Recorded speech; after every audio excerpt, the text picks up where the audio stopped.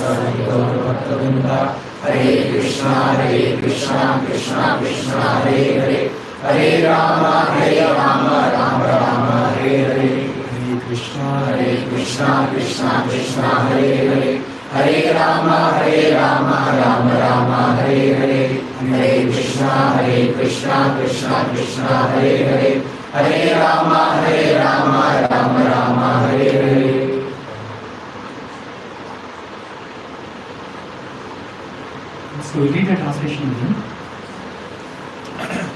Srila Shukadeva Goswami continued. The son of Maharaja Bharat Munismati followed the path of Rishabhadev, but in the age of Kali, some unscrupulous people will imagine him to be Lord Buddha himself. These people, who will actually be atheistic and of bad character, will interpret the Vedic principles in an imaginary, infamous way to support their activities. Thus, these sinful people will accept Sumati as Lord Buddha Dev and propagate the theory that everyone should follow the principles of Sumati. In this way, they will be carried away by mental compulsion.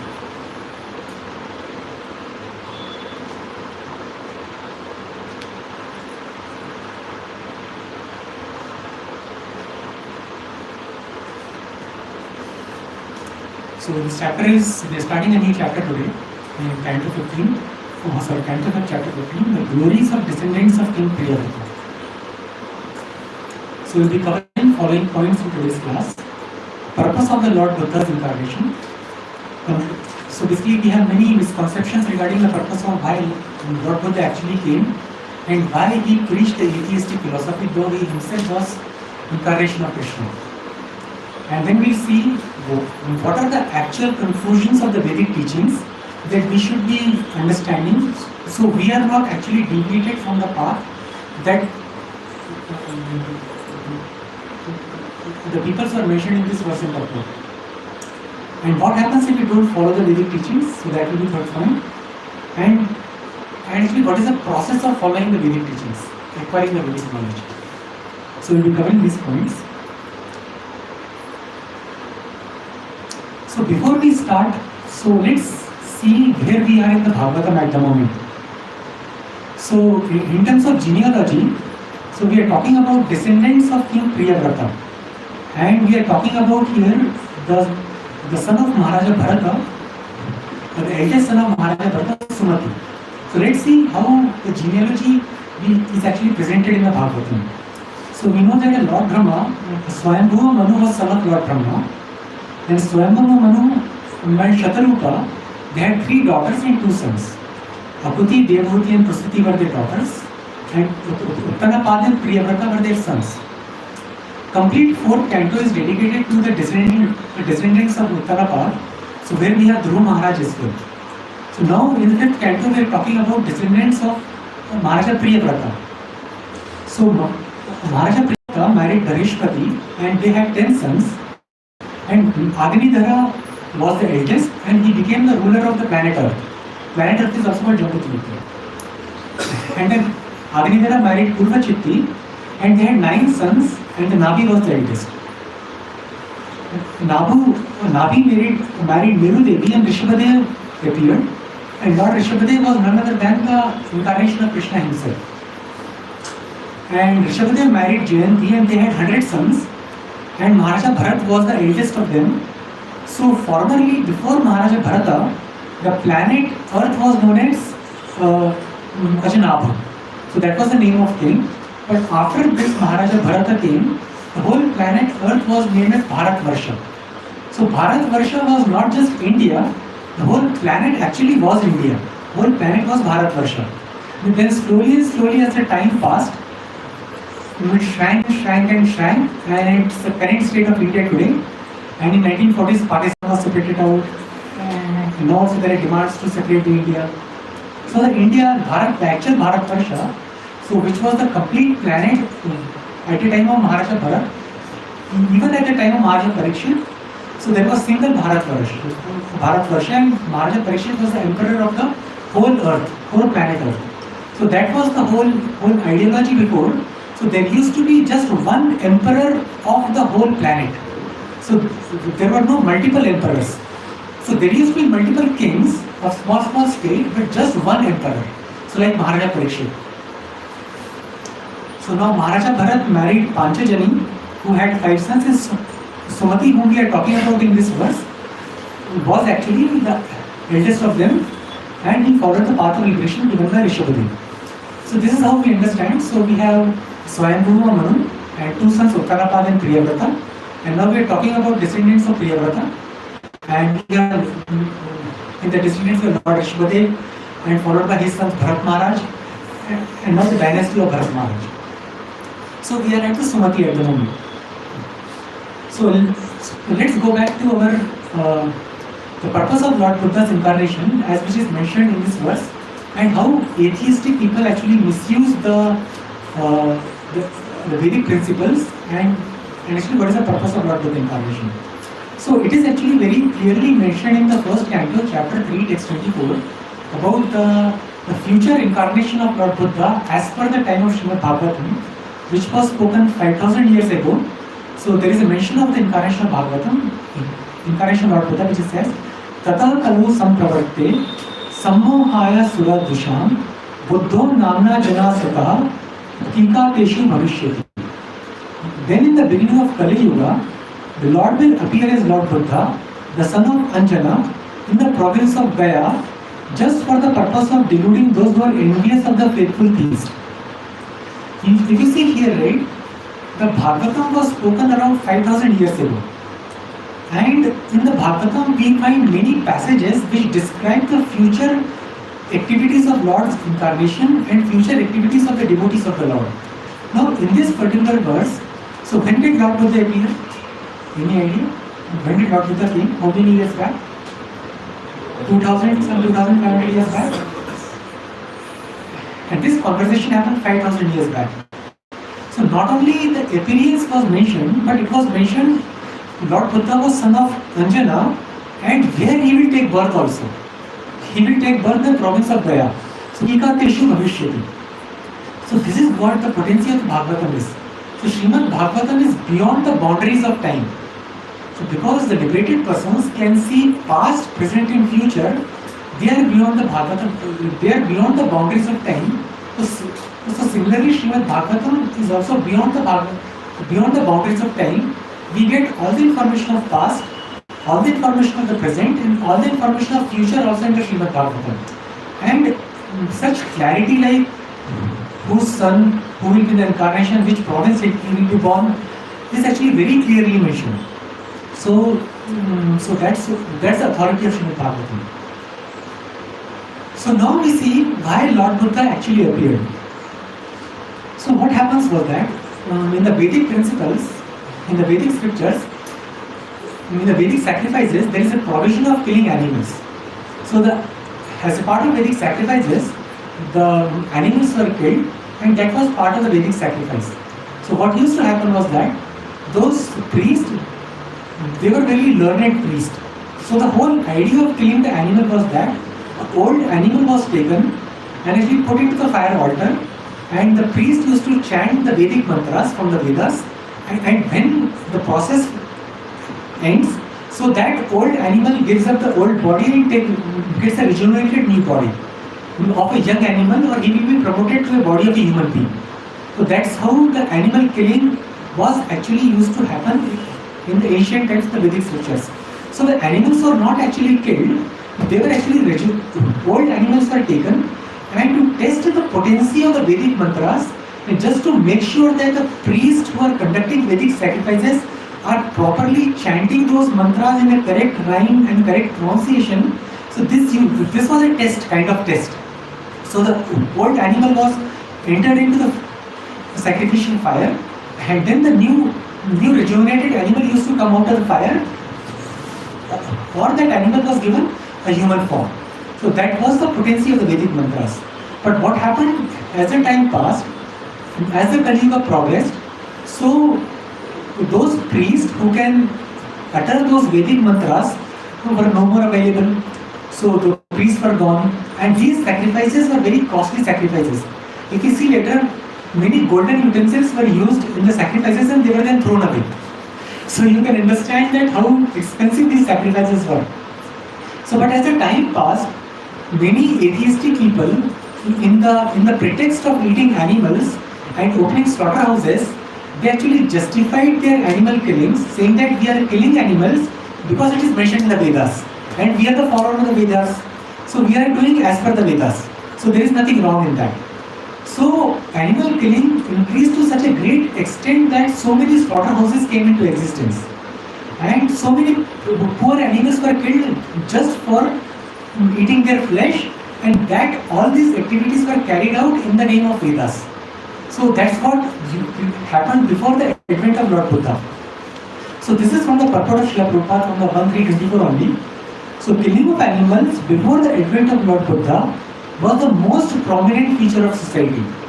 People claimed that these were Vedic sacrifices. At the time when Lord Buddha appeared, the people in general were atheistic and preferred animal flesh to anything else. On the plea of Vedic sacrifice, every place was practically turned into a slaughterhouse, and animal killing was indulged in unrestrictedly. Lord Buddha preached non-violence, taking pity on the poor animals. So that was the first purpose of Lord Buddha, to stop animal killing. See, animal killing, if someone is eating flesh, someone is involved in animal killing and opening slaughterhouses, there is absolutely no possibility of that person or that society to become Krishna conscious. So stopping the violence of the pure on the animals is actually first step. So it's a moral principle. So Maharaja Parikshit says in the same context that animal killing and Krishna consciousness do not go together. So if we say that I eat meat at the same time and I want to become Krishna conscious or I want to become spiritually realized, that's impossible. So the first step Lord Buddha wanted to do was to stop the animal killing. And how he did was, so here actually, so what he did was, we'll read that. Maharaja Parikshit said that only the animal killer cannot relish the transcendental message of the Supreme Lord.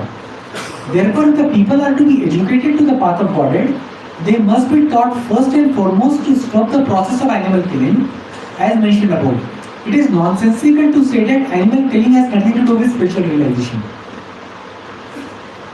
So, how he did was, Lord Buddha completely rejected the Vedas at that time. So, because there were so many atheists who were using Vedas as a pretext, so Lord Buddha, instead of justifying or instead of restoring the teachings of Vedas, because the people at that time, they had lost their intelligence, so they cannot understand the true import of the Vedas. So based on the time and circumstances, the incarnations of God and devotees of God, like Lord Jesus Christ, Lord Prophet Muhammad, they do the preaching. So they do the preaching based on time, place and circumstances.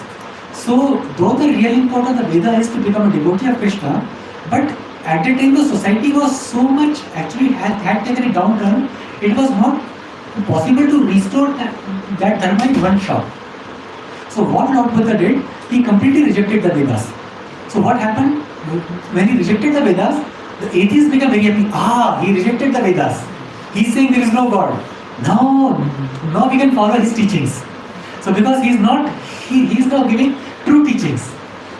So now the animal sacrifice, okay, so because the asuras or the so-called scholars of the Vedic literature put forward the evidence of animal killing in the Vedas, Lord Buddha superficially denied the authority of the Vedas. This rejection of Vedas by Lord Buddha was adopted in order to save people from the vice of animal killing as well as to save the poor animals from the slaughtering process. So Lord Buddha rejected the Vedas to save the animals and as well as save the people who are killing the animals. There is no justice when there is animal killing. Lord Buddha wanted to stop it completely, and therefore his cult of ahimsa was propagated not only in India but also outside of India. The Suradusha or the demons who are always envious of the devotees of Godhead try to support cow killing or animal killing from the pages of Vedas. Lord Buddha had to reject the authority of the Vedas altogether. He preached that he did not believe the tenets of the Vedas and stressed the adverse psychological effects incurred by animal killing.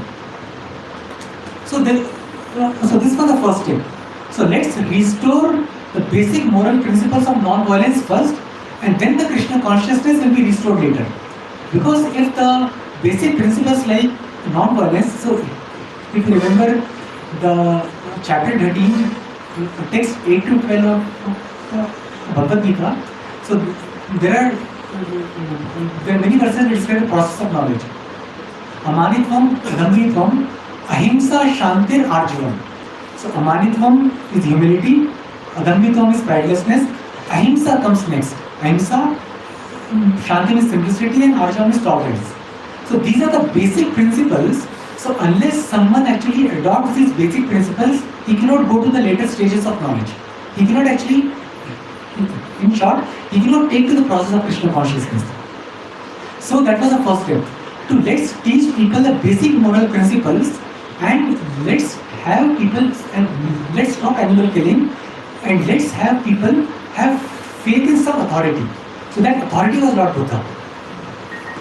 So now, what Srila Prabhupada says, the less intelligent men of the age of Kali who had no faith in God followed his principle, and for the time being they were trained in moral discipline and non-violence.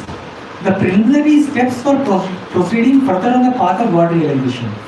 He deluded the atheists because such atheists who followed his principles did not believe in God, but they kept their absolute faith in Lord Buddha, who himself was the incarnation of God. Thus the faithless people were made to believe in God in the form of Lord Buddha. That was the mercy of Lord Buddha. He made the faithless faithful to him. So that is a great mercy, and that was an amazing thing Lord Buddha did. So the atheists who denied the existence of God, who denied the existence of Vedas, they became staunch followers of Lord Buddha. So Krishna says in Bhagavad Gita, whoever remembers me at the time of death will come to my abode. So here, the followers of Lord Buddha, who truly became Buddhists, who truly became the followers of Lord Buddha, and if by Krishna's mercy and by Lord Buddha's mercy they remembered Lord Buddha at the end of their life, they actually went back to Godhead. So this is the mercy of Lord Buddha. So even the atheists, they went back to Godhead just by remembering Lord Buddha at the time of death. But not all of them. Because some of them followed Lord Buddha very seriously. They took his principles of non-violence very seriously and followed his teachings. And then they were actually fortunate to, so only those followers of Lord Buddha who were fortunate to remember him at the time of death, they actually attained liberation. But others who in the name of the followers of Lord Buddha, still stuck to their principles of violence and atheism, they were nowhere. So this was the mercy of Lord Buddha, that he actually, in the pretext of denying the Vedas, in the pretext of denying the God himself, actually made atheist people become his followers. Now, the main purpose, the the plans of Krishna goes beyond generations, not just one generation. It takes generations and generations, and that's how the plans of Krishna work. So what Prabhupada very amazingly says in the purport, one of the main purpose of the preaching of Lord Buddha was the restoration of dharma, restoration of Vedic principles. And it was quite amazing. The Lord Buddha denied Vedic principles with the purpose of restoring the Vedic principles.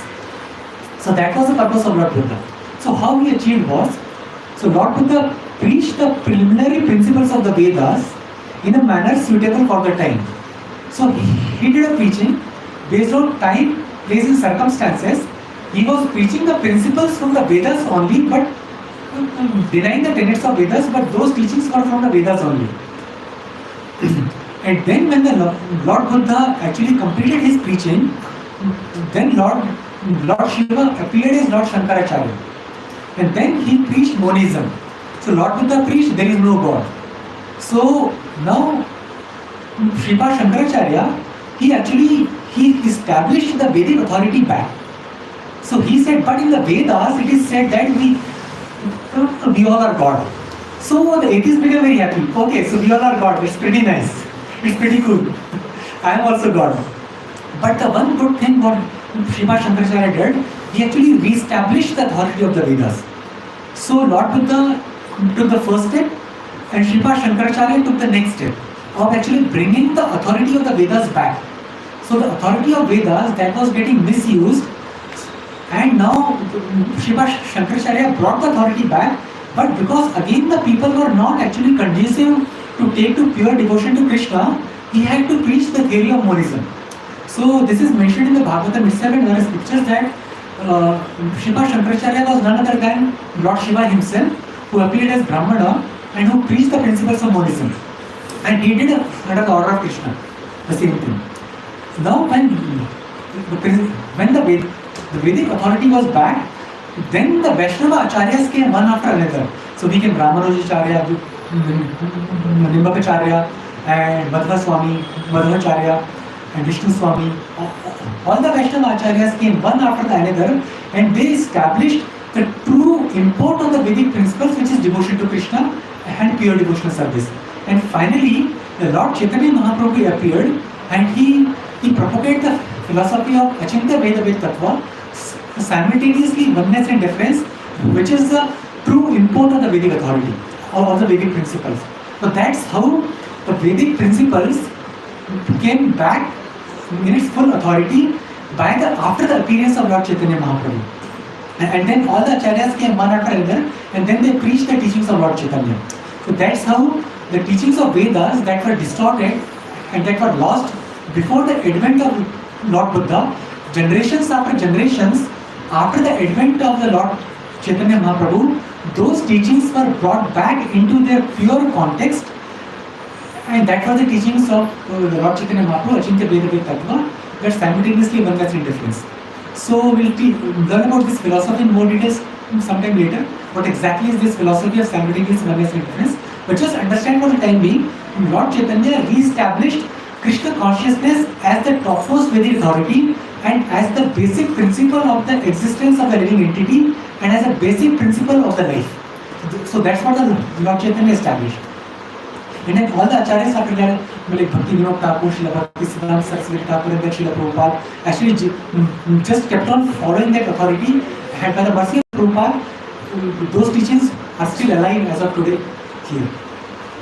So the restoration of dharma by denying the dharma was also one of the very important functions of Lord Buddha. So here, going back to Lord Buddha's teachings, so technically Lord Buddha's philosophy is called atheistic because there is no acceptance of the Supreme Lord and because the system of philosophy denied the authority of the Vedas, but that is an act of camouflage of the Lord. Lord Buddha is the incarnation of Godhead. As such, he is the original propounder of the Vedic knowledge. He therefore cannot reject Vedic philosophy, but he rejected it outwardly. He preached that he did not believe in the tenets of the Vedas and stressed the adverse psychological effects incurred by animal killing. So that's a very important point to understand from here. So Lord Buddha's preaching of atheistic philosophy was an act of camouflage, as we already saw before. And I highly recommend you to go through this purport of Srila Prabhupada in 1324 to get more details about the discussions that we are happening here, that we are actually discussing here. So how the acts of Lord Buddha were actually, main purpose was restoring the dharma, but he preached as per the time, places and circumstances. So there is a very important point here. What Prabhupada says that, so a philosophy is called atheistic if it denies the existence of the Supreme Lord and denies the authority of the Vedas. So 2 points. Atheism means yes, I don't believe in God. That's the one aspect of atheism. So, but the important aspect of atheism is they deny the authority of the Vedas. So that's the main aspect of atheism. So any philosophy of spiritual knowledge or so-called spiritual knowledge who denies the authority of the Vedic knowledge, who denies the authority of the Supreme Person, who denies the authority of the existence of the Supreme Person is atheistic philosophy. So this is what we have to understand in Kali Yuga also. Now, in the present time, there are many spiritual societies who are who are actually flourishing in the name of actually propagating spirituality and propagating dharma and helping others on the path of so-called Krishna consciousness. But we have to understand the core of the philosophy. If the core of the philosophy denies the Vedic principles, if the core of philosophy does not accept the existence of the Supreme Personality of Godhead, that philosophy has to be rejected straight away. No discussions, no arguments, no more conclusions. That is a completely atheistic philosophy, no matter how very nice, flowery language or how sweet language that philosophy is presented. If any philosophy, thisism, thatism, which is existing in the modern ages, right? So many isms are there. And everybody comes up with his own philosophy of religion. But if that denies the authority of the Vedic scriptures and does not follow in the principles of the previous acharyas, that has to be straight away rejected from us. At least we should be this much intelligent. Then we won't be cheated. Otherwise, if we want to be cheated, there are thousands cheaters out there who can cheat us. So we have to be at least this intelligent. So, in the name of Vedic philosophy, if they are denying the authority of the Vedic philosophy, they are denying the authority of acharyas, they deny the existence of the Supreme Personality of Godhead, tata bye bye. So please forgive me. So don't speak any language, I am going. Just run away from there. No matter if dhoti comes out, just run away. So we have to just run away, no arguments. Because we are not powerful enough at this stage to argue with them. So they may convince us that if we are strong preacher, so we may be able to convince them. So we have to reach that position. So we can defeat their philosophy. But if we cannot defeat their philosophy, just run away from there.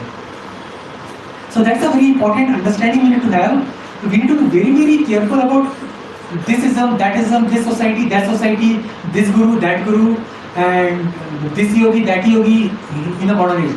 In every gully there is one guru or one society is there. We have to be very, very careful. Now, that's what Srila Prabhupada talks about in summary of this purport. We are glad that the people are taking interest in the non-violent movement of Lord Buddha. But will they take the matter very seriously and close the animal slaughterhouses altogether? If not, there is no meaning to the ahimsa cult. So this is what, so those who are true Buddhists, they will at least refrain from animal killing. They will at least abhor the existence of slaughterhouses.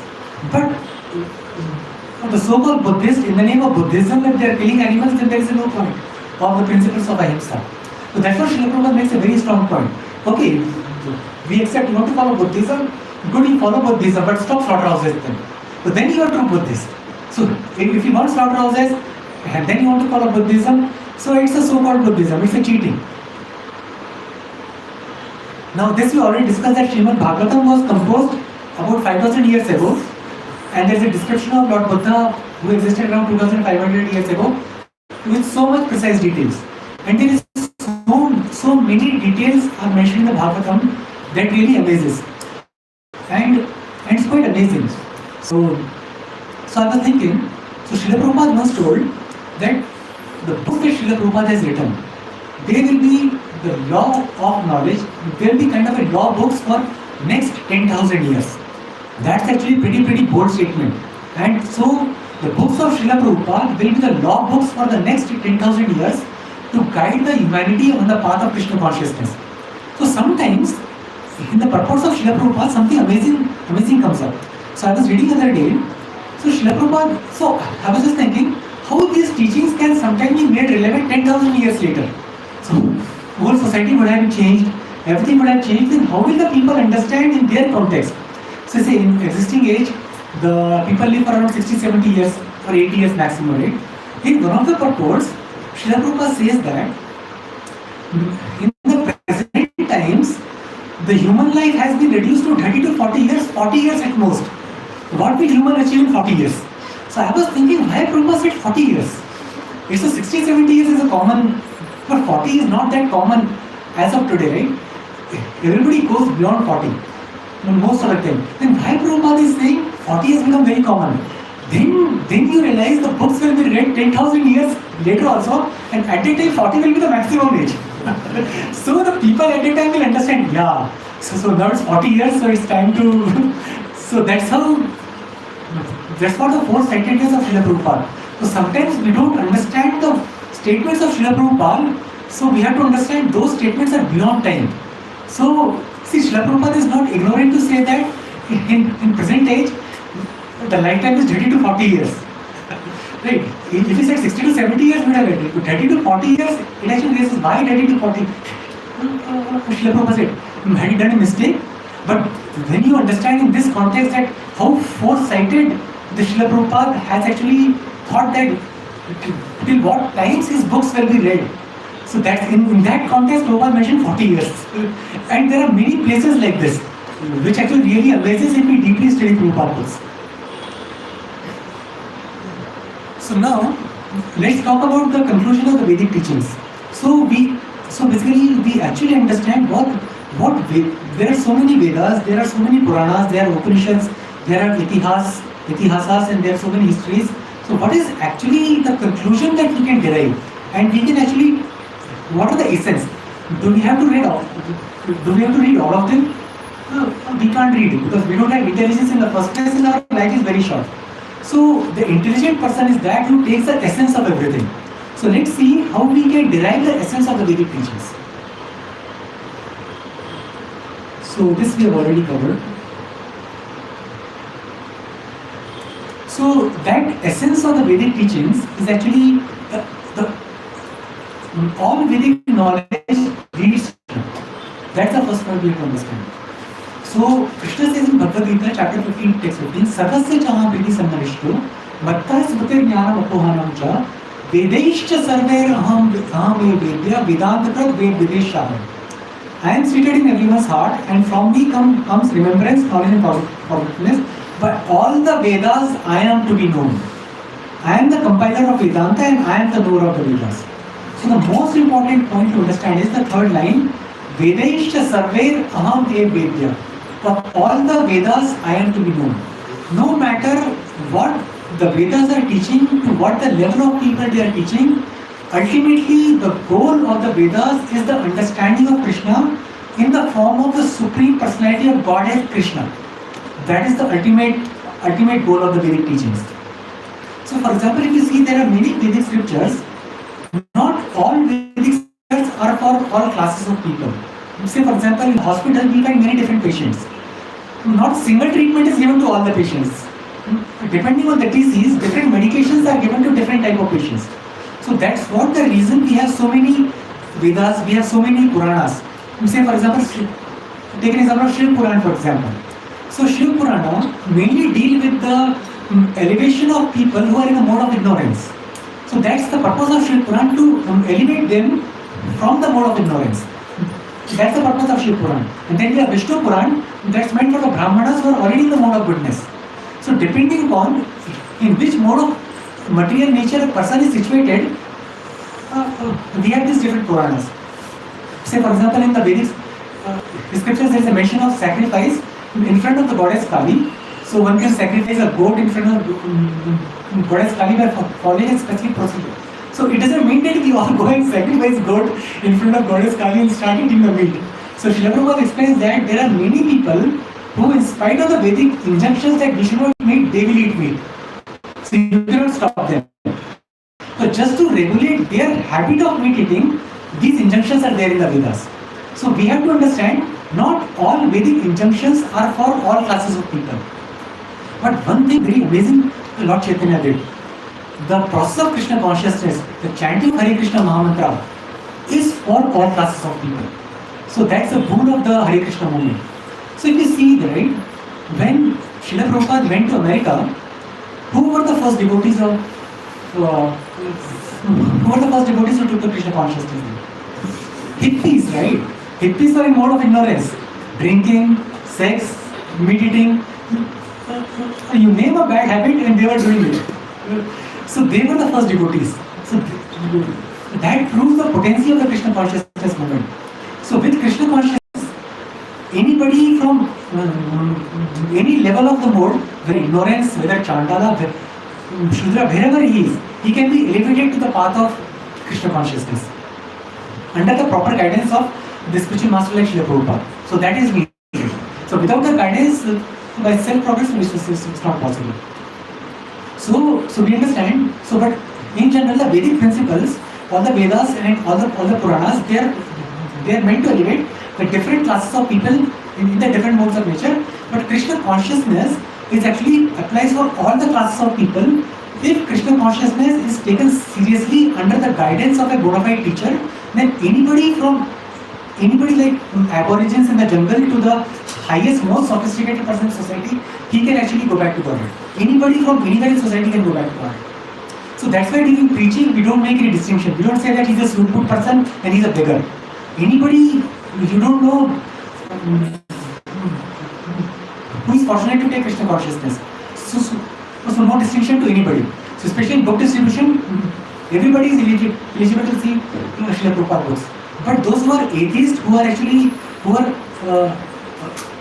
can commit offenses, we stay away from them in the preaching also.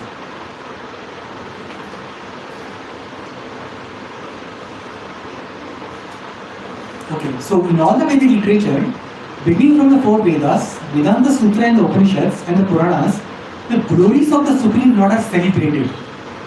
They are not just mentioned. Prabhupada has used the word celebrated. They are celebrated.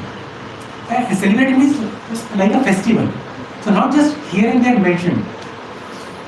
By performance of Vedic rituals, discussion of Vedic philosophy and worship of the Lord in devotional service, he is attained. Therefore, the purpose of Vedas is to understand Krishna. The Vedas give us direction by which to understand Krishna, and the process of realizing him, the ultimate goal is the Supreme Personality of Godhead. So there are three main points which are actually covered in the Vedic scriptures. Three paths.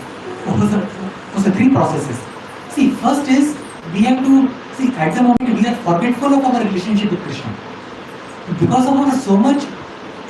Because from time immemorial, we don't know since how long we are in the material existence, and we are engaged in the sense gratification, we are forgetful of our eternal relationship with Krishna. So the first step which are there in the Vedic scriptures is a sambandha, which means that to actually re-establish our relationship with Krishna, to teach us who we are, who Krishna is, and what is our relationship with Krishna. So that is the first step which is actually taught in the Vedic scriptures. It's called sambandha. And the second step is abhideya. So see, once you know the relationship, then naturally you ask, okay, now I know the relationship, so what should I do now? So what is my duty? So that is called as abhideya. So abhideya means a process of devotional service. So first is the knowledge of Krishna, and the second is a process of devotional service to serve Krishna. That is the real duty of a mankind, of actually every living being, including animals also. So that is called abhideya. And third is called prayojana, which is goal. So now I am doing these duties. So what is the ultimate goal of all this? So ultimate goal is Krishna himself, to achieve Krishna prema or Krishna or the God of Krishna. So all the Vedic scriptures actually define these three aspects of the progress of a living entity in the different forms. First, they establish the relationship with Krishna.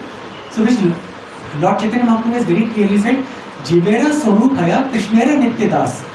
Right? The constitutional position of living entity is that he is the eternal servant of Krishna. That is a Sambandha portion. And devotional service is actually comes next, which is what one needs to do. And third is the Krishna achieving the ultimate goal, which is the Krishna himself. So all the Vedic scriptures actually only discusses these three philosophy in detail. There is nothing beyond that. So Krishna, again the 15th chapter Purushottama Yoga, it actually very clearly establishes the authority of Krishna, the supremacy of Krishna on the context of the Vedas himself.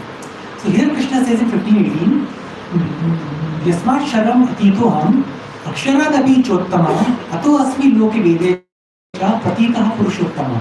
Krishna says, because I am transcendental, beyond both fallible and infallible, and because I am the greatest, I am celebrated both in the world and the Vedas as that supreme person. Again, Krishna is saying celebrated as both the word celebrated in the Vedas as well in the world as a supreme person. So this is what is the actually Purushottama Yoga. This is what the teaching of the Veda is. The Vedas actually is declare and celebrate Krishna as the supreme person, and they discuss the activities of Krishna. And then Krishna talks about in the next verse, again, what is the benefit of that knowledge? Yomam evam asunguru janati purushottamam sa sarvavid bhajati mam sarva bhavena bharata. Whoever knows me as the supreme personality of Godhead without doubting is the knower of everything. He therefore engages in full devotional service to me, O son of Bharata. So here Krishna is saying that once that sambandh is established, that once that whoever knows me as the supreme personality of Godhead without doubting, when the next step, which is abhidheya, which is the process of devotional service, engaging in the service of Lord Krishna comes automatically. So the devotional service is like when we are hungry we eat food, when we are thirsty we drink water. So this is how the devotional service is. It's actually a natural function of the living entity. It's not an artificial imposition on the mind. That's what the Srila Prabhupada says. The devotional service is lying within us in the dormant form, and the process of Krishna consciousness that we are doing, the sadhana bhakti that we are doing, is only just reviving that thing so that it can develop again. So it's not imposing some new thought in our mind or in our consciousness. And here Krishna says in the last verse of 15th chapter, this is the most confidential part of the Vedic scriptures, O sinless one, and it is disclosed by me. Whoever understands this will become wise and his endeavors will know perfection. So the verses of Bhagavad Gita are quite amazing. They very concisely actually explain and summarize the teachings of the Vedas. So that's why Bhagavad Gita is the essence of all the Vedic knowledge. If we are fortunate to understand the Bhagavad Gita in the parampara coming from Lord Brahma, so Bhagavad Gita as it is that we are reading, if we are fortunate to understand that, then our life will become successful. If we are only able to understand Bhagavad Gita, our life is already successful. So we have to keep on reading the Bhagavad Gita again and again. If it finishes, we go back again and again. Only then these teachings, what Krishna is mentioning, right? Like this is the most confidential part of Vedic scriptures. In the first reading, we won't understand this. Maybe in the second also, we won't understand this. Maybe in fourth and fifth, we will get some idea. Oh, this is the confidential part of Vedic knowledge. That's quite amazing. And and Krishna is saying this is the most confidential part of Vedic scriptures. And what is that confidential part? He says in 19, whoever knows me as the supreme personality of Godhead without doubting is the knower of everything, he therefore engages himself in the full devotional service to me. This is the most confidential part of all Vedic scriptures. So that's how we see that how Krishna summarizes the whole Vedic knowledge in Bhagavad Gita. So Prabhupada says in the purport, the Lord clearly explains here that this is the substance of all revealed scriptures. And one should understand this as it is given by the Supreme Personality of Godhead. Thus one will become intelligent and perfect in transcendental knowledge. In other words, by understanding this philosophy of the Supreme Personality of Godhead and engaging in this transcendental service, everyone can become freed from all contaminations of the modes of material nature. So this is a very, very important point here to understand. Every Vedic conclusion comes, every Vedic authority, every Vedic knowledge comes to conclusion that the Krishna is the Supreme Personality of Godhead, and our duty is the devotional service to Krishna, and goal is the Supreme Personality of Godhead Himself, Lord Shri Krishna. Any teaching, any path which actually does not teach these principles is atheism, and it should be straightaway rejected.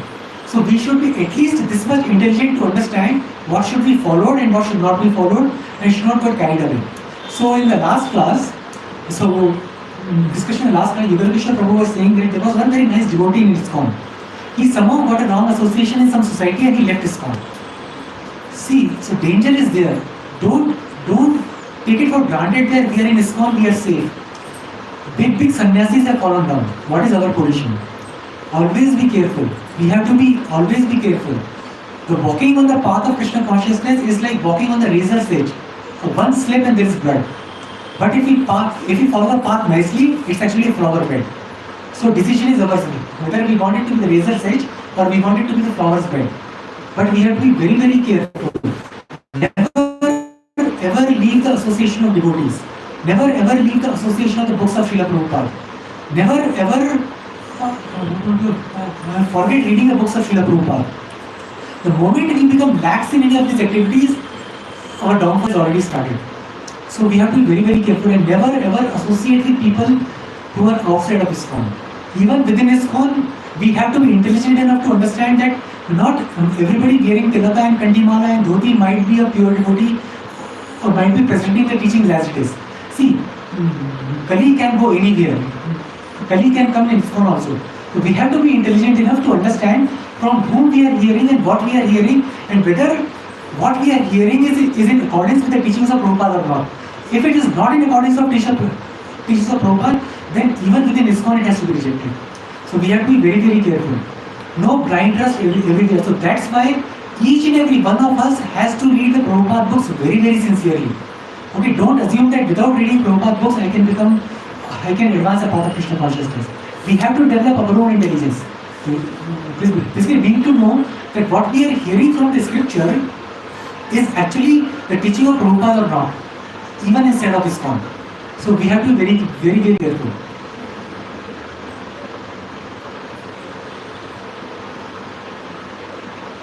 So that's a very interesting point that Prabhupada mentions in the 15th chapter. Prabhuji, we started late today. Okay, so we'll take some more time. So class started very late because all the before things finished late. Okay. I always finish late and he always looks at me. So Prabhupada says in the 15th chapter, first verse, see that's how the amazing things about reading each and every line of Srila Prabhupada. It is explained in this chapter that the purpose of Vedic study is to understand Krishna. Therefore, one who is in Krishna consciousness, who is engaged in devotional service, already knows the Vedas. See, by knowing Vedas, one becomes Krishna conscious. But if we are already practicing Krishna consciousness sincerely, then we are already in the knowledge of the Vedas. So then nothing extra needs to be done to learn the Vedas separately. So converse also becomes true. So if by knowing the Vedas, one becomes Krishna conscious. So by becoming Krishna consciousness directly, by taking the process of Krishna consciousness directly, under the authority of a bona fide spiritual master, we already become the knower of the Vedas. Then we don't have to separately study these Vedas and Puranas. So now we see the final conclusion which Krishna gives in the 18th chapter. There are two most important verses in the Bhagavad Gita, which actually Krishna says it's the most confidential knowledge which he has described in all of Bhagavad Gita. And these two verses are 1865 and 1866. We all know that, but we still repeat it. Manmana bhavamat bhakto madhyaji mam namaskuru mameveshyasi satyamte prati jane priyosi me. Always think of me. Become my devotee. Worship me and offer your homage unto me. Thus you will come to me without fail. I promise you this because you are my very dear friend. Now, in this right, there are many unscrupulous commentaries on Bhagavad Gita, and which say that it's not to Krishna that you have to surrender, but it's an impersonal Brahman within Krishna you have to surrender. But if we use just a common sense logic, Krishna here uses word me how many times? Always think of me. Me means Krishna. Not Krishna doesn't always think of Brahman inside me. Krishna always says something like that. Always think of me. Become my devotee. worship me, offer your homage unto me. Thus you will come to me without fail. Krishna is giving promise without fail. And I promise you this. And Krishna is promising. And why to Arjuna? Because you are my very dear friend. So if we can also become a dear friend of Krishna, if we can also follow in the first step of Arjuna, so this statement of Krishna to Arjuna applies to us also. So if we become the devotee of Krishna, sincere devotee of Krishna, so we have to understand the teachings of Krishna to Arjuna, Bhagavad Gita is not for Arjuna. If we follow the path of Arjuna, this promise of Krishna to Arjuna that we will go to him without fail applies to us also. And the promise of Krishna means that no matter whatever difficulties we might be going through in our life, spiritual difficulties or material difficulties, Krishna promises that he will take care of it. And Krishna says, Kaunteya pratijani name bhakta pranishiti. He Arjuna boldly declared that my devotees do not perish. And why he asked Arjuna to say that sometimes people may say that Krishna's word might not be trusted, but devotees' words are always to be trusted. So that's why he says that, okay Arjuna, I am not declaring it. You go and declare that my devotees will never perish. Then everybody will believe your word. But even if they don't believe my word, they will believe your word. See, this is what we have to. This is what a mercy of Prabhupada. This is Bhagavad Gita as it is. The word me has been used in this verse alone, in Sanskrit alone, ma 5 times. Even if you have a simple understanding of Sanskrit, you will understand me. If we talk to someone that please give it to me. So do you say please give it to something inside me? Do we say that? We don't say that, right? Please give it to me, give it to me. This is a very straightforward understanding. So that's what Bhagavad Gita as it is Bhagavad Gita as it is. That's what Srila Prabhupada declared Bhagavad Gita as it is, because that's what Krishna is saying. And that's what Srila Prabhupada is presenting. So if you want to understand the Bhagavad Gita, so it's a very straightforward explanation in Bhagavad Gita as it is. And I once read a commentary long back. Here, so much distortion happened on this verse that you cannot believe that how much demoniac people can actually go to what kind of levels. And in the context of presenting Bhagavad Gita. So very careful. We have to read Bhagavad Gita as it is. Because Srila Prabhupada is actually giving Bhagavad Gita as it is. And yeah, we already read that. And that's the last verse we all know. Sarva dharman parityajya mamekam sharanam praja aham tvam sarva papabhyo mokshishyami ma shacha. Abandon all varieties of religion and just surrender it to me. I shall deliver you from all sinful reactions. Do not fear. So this is the sum and substance of all Vedic scriptures, of all Vedic knowledge. Surrender to Krishna. And this teaching that surrender to Krishna, you will find Srila Prabhupada repeats infinite number of times in his books. Every chapter of Bhagavatam, every chapter of other books, you will somewhere here or there you will find surrender to Krishna. Because Srila Prabhupada wants us to at least understand this one thing from Bhagavad Gita, that surrender into Krishna is the perfection of life, and that's what we need to attain. Surrender into Krishna. So someday we will learn more about how to surrender to Krishna in more detail, but today we don't have time. So but just we have to understand, so just by following the teachings of Krishna in Bhagavad Gita, we are surrendering into Krishna. Now it's a very important point. So what happens if we don't follow the Vedic teachings? Right? So what happens to those people? So one disaster we already saw. So see, following Vedic teachings is one thing, but the actual following of Vedic teachings means following the Vedic teachings in the bona fide parampara. That is called as following the Vedic teachings. It's not that I go and buy some book on Vedas and I actually read and put down my interpretation and I can say that I am following the Vedic teachings. That's how the Lord Buddha had to come.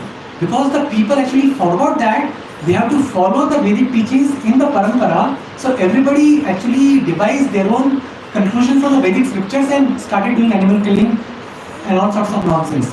So we understand that if the Vedic principles are not followed in parampara, what kind of havoc they can actually lead to society, that it takes so many generations of acharyas to restore the principles back.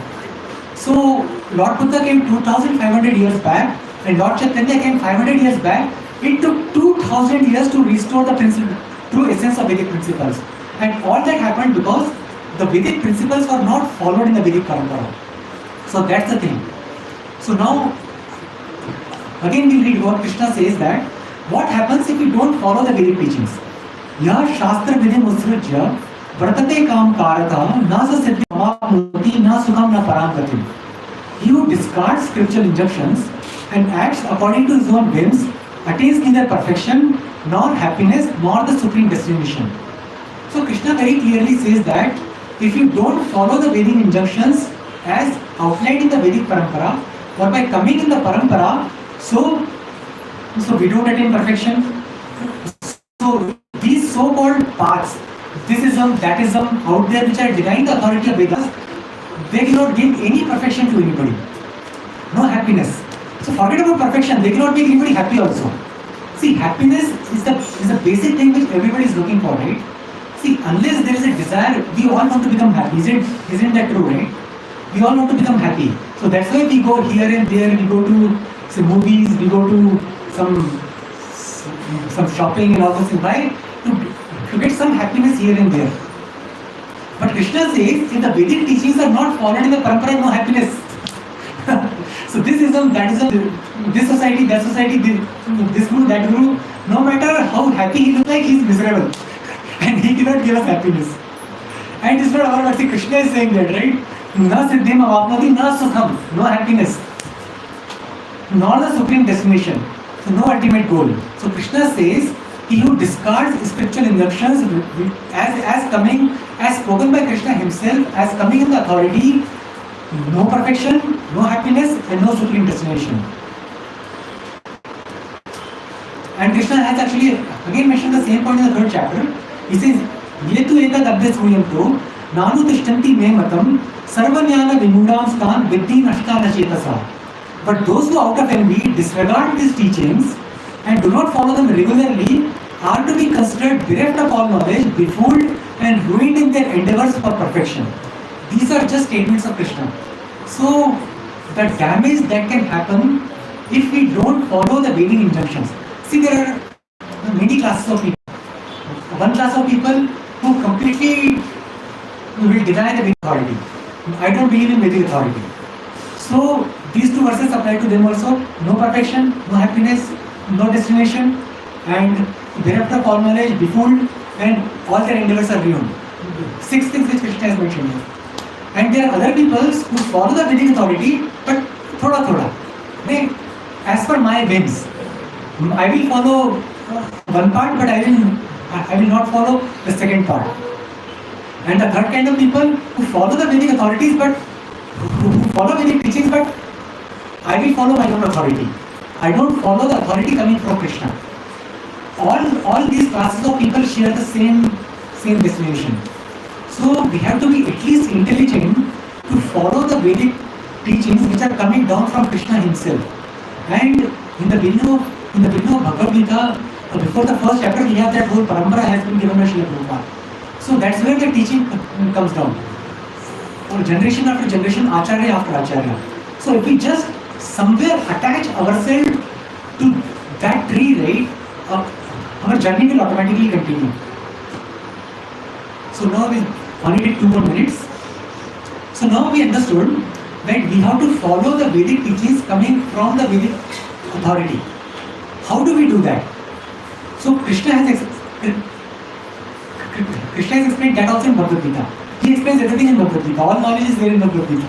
So Krishna says, ye mein matlab no. How to do? How to acquire the Vedic knowledge coming from the parampara? So Krishna explained that also. Tattviddhi pranipapena pariprashnena sevaya updekshyanti te jnanam jnaninas tattvadarshina. Just try to learn the truth by approaching a spiritual master, inquire from him submissively and render service unto him. The self-realized souls can impart knowledge unto you because they have seen the truth.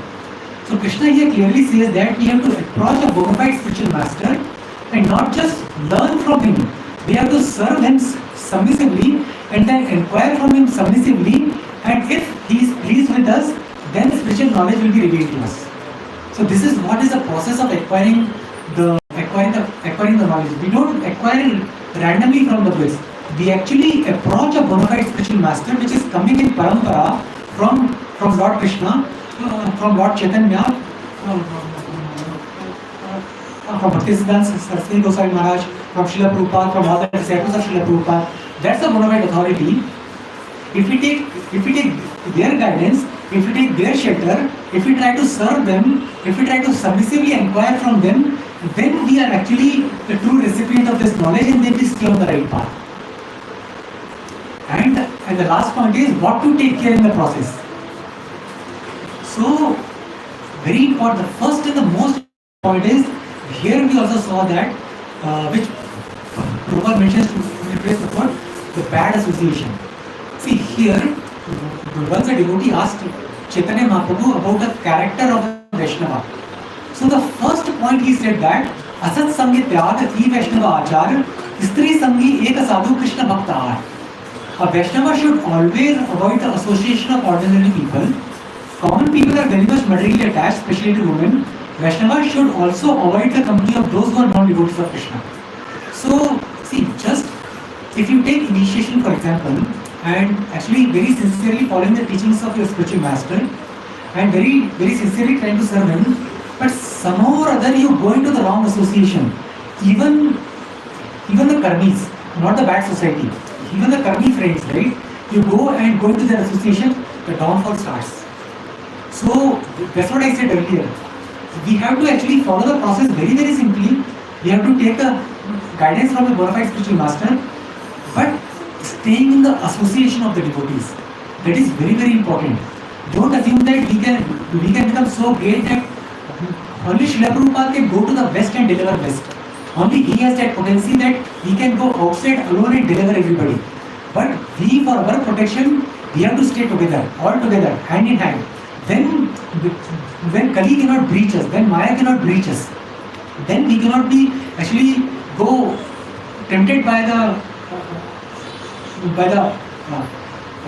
deceptions of Maya.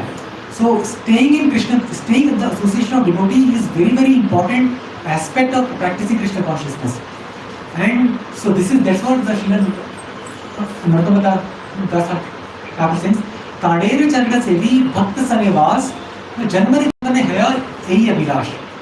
Birth after birth, I desire to serve the lotus feet of Acharyas and live in the society of devotees. Now here Srila Narottamata Das Thakur says, birth after birth, he desires to live in the association of devotees, and what to do in the association of devotees? Serve Acharyas. That's what Srila Narottamata Das Thakur says, who himself was a great Vaishnava. But he is still saying, birth after birth, this is my desire. I want to stay in the association of devotees, and by staying in the association of devotees, no Brahma Katha. Like, आपका office कैसे चल रहा है, मेरा ऐसा चल रहा है, मेरा बॉस ऐसा है, तेरा बॉस कैसा है. Not this. This is not devotee association. Devotee association means Krishna Katha, not Brahma Katha. So devotee association means, Prabhuji, what did you learn from Bhagavad Gita today? What did you learn from Bhagavatam today? Which chapter you are reading from Bhagavad Gita or Bhagavatam today? Any interesting point you came across today that we can learn? So this is what is Krishna Katha. So this is what we need to endeavor. So we have to ask well-being also. Obviously, it's quite natural part of devotee association. But we need to make sure our conversations do not actually degrade to Brahma Katha, like a karmi conversations, but stay at Krishna Katha level. So that is the devotee association. And then how can we follow the teachings of Prabhupada? How can we serve the mission of Prabhupada? So that's how actually we all can stay together, and then the path of Krishna consciousness becomes very, very easy. So it's easy for the simple and crooked for the difficult for the crooked. So it's up to us whether we want to become simple. So Krishna consciousness is very easy, but if we want to become crooked, then the Krishna consciousness is impossible to follow. So that's how I will close my class today. So thank you very much for attending the nice class. So nice expression by Srila Prabhupada. Hare Krishna, Krishna Krishna, Hare Hare, Hare Ram, Ram Ram, Hare Srila Prabhupada ki jai, Srila Gurudev ki jai.